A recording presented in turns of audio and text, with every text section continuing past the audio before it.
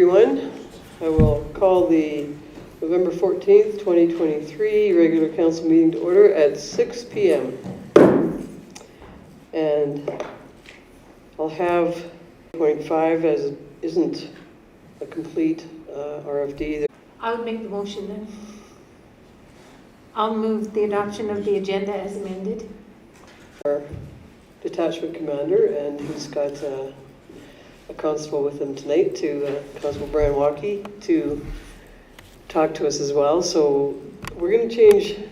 I didn't change the order in the agenda. I'm just changing it now that we're going to talk about the overview of the community liaison officer first, and then report, and then first. Or did you want to do the report first? Did you want me to introduce Constable Walkie first? I can move whatever you are. Okay, I can do the first quarter report, yes. And then we'll speak right to the. That was me that was confused. That's okay. It's been a long day. All right, so speaking for the quarter one report, which is April to June of this year. Speaking from our community priorities, priority one, which is focus on serious and major crime or major criminal investigations. We had 11 criminal investigations during Q1, which resulted in persons being charged. There were also 3 search warrants executed for controlled substances. I'll just give a brief synopsis on each. April 19th, we charged one adult male for domestic assault. April 22nd, we charged an adult male for failing to comply with court release documents. April 23rd, we charged an adult female subsequent to a residential search warrant for possession of methamphetamine for the purpose of trafficking. The following day, on the 24th, we charged another adult female for possession of methamphetamine, and again, that was in relation to another search warrant. May 11th, we arrested and charged adult male and female with possession of controlled substances, specifically methamphetamine, morphine, and cocaine. May 16th, we charged an adult male with failing to comply with, again, court order release documents, as well as executing a couple of arrest warrants that they had on with the education of Didsbury RCMP clients on opioid dependency and addiction. This includes helping clients fight addiction through the use of safer alternatives, as well as putting clients in touch with expert medical professionals in that particular field. Proactive patrols throughout the town of Didsbury, and of course we'll continue to make those patrols within peak times.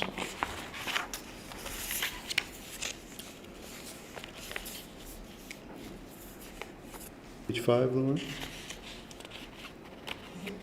Yep, you got it.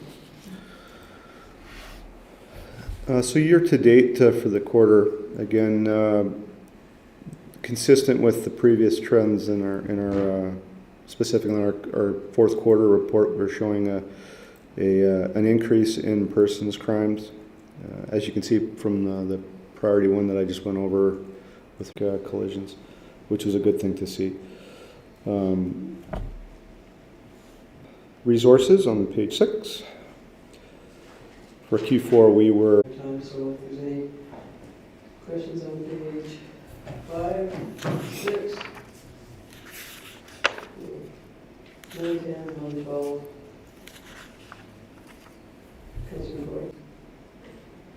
Again, it's when we say 123%. Again, we're speaking like lower numbers increase or above normal increase in violence, personal violence.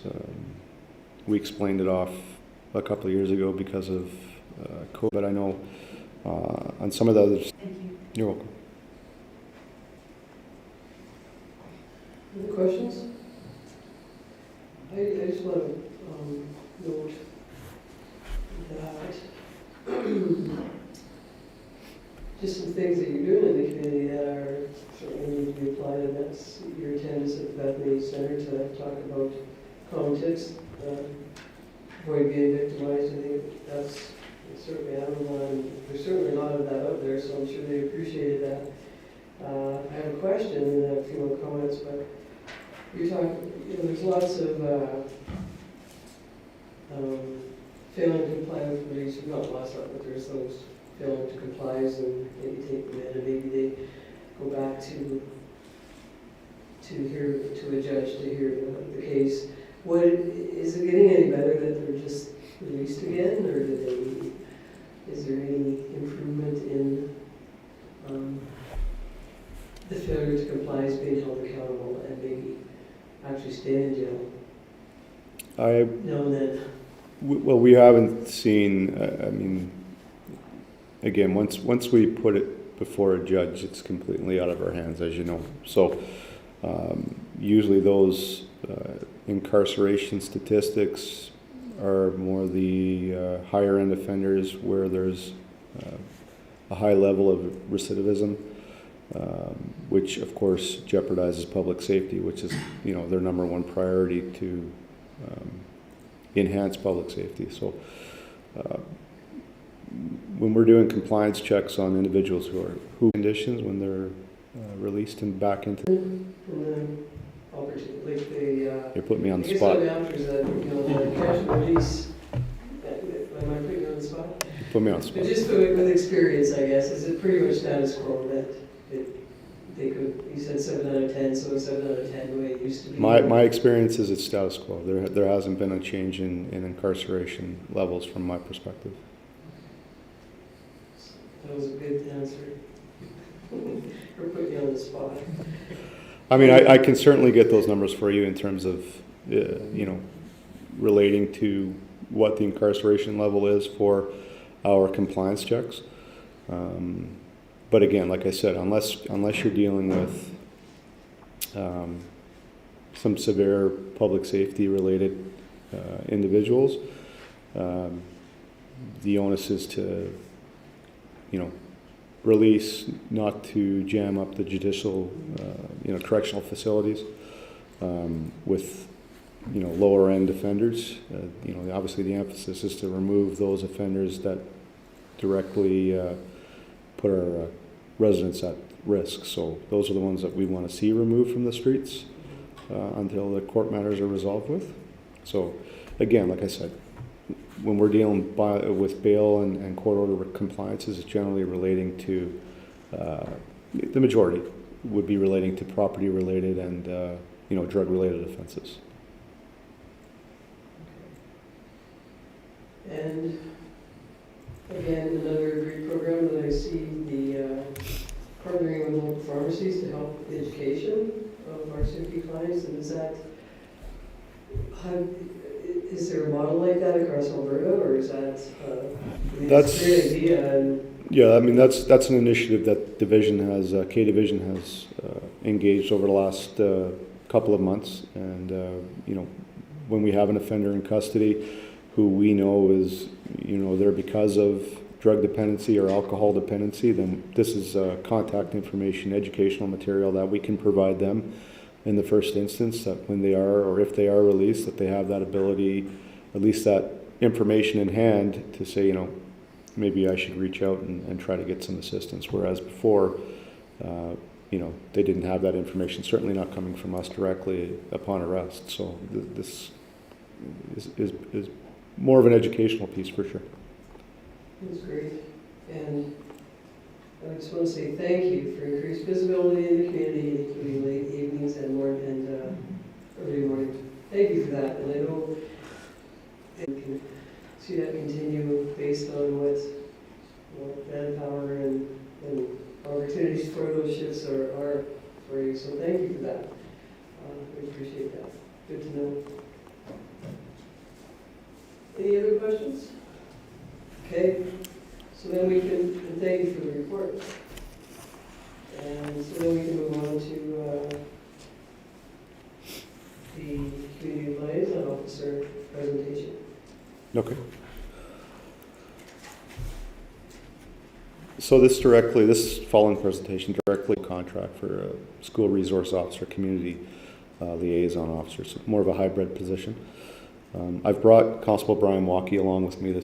not only within Carstairs, but within Mountain View County and within Didsbury as well. I have provided some correspondence from principals within the detachment area who have experience with having Constable Walkie within their schools and the benefits of having not only Brian, but a constant law enforcement face in the schools as a positive initiative for the student body and the administration. So I'll turn the podium over to him in a minute, but and I think this is my third time presenting on information with regards to this. So I just wanted to put it in kind of a cohesive as a potential issues such as bullying, between the school administration and the Didsbury detachment. This partnership can lead to prompt response times during emergencies, effective investigations, and better understanding of community needs. Again, I can think of no better example as than a couple of weeks ago when we had to put a couple of schools into a secure and hold because of an unfolding event within the town. And that was rapid, and the school administrations accommodated. School resource officers can work closely with school administrators to address truancy and discipline issues. Their presence may deter students from engaging in negative activities and promoting better attendance and behavior. And finally, bridging the gap between law enforcement attending full-time, being able to attend community functions, groups, senior citizens' homes, any number of communication I provided. I'll provide a copy of this to you as well. But any questions that you may have, of course, please feel free to ask. But I'll just turn it over to Brian quickly just to provide, so he can schools within the Didsbury detachment area. Thank you, Steve. Most of you know me. I've even had a chance to talk to most of you about an opportunity that I've had to be within the community of Carstairs, with communication between the community, whether they stop me on the streets and have questions or being within the school. I definitely find it very productive to be within the school, all of the schools within the area, even coming up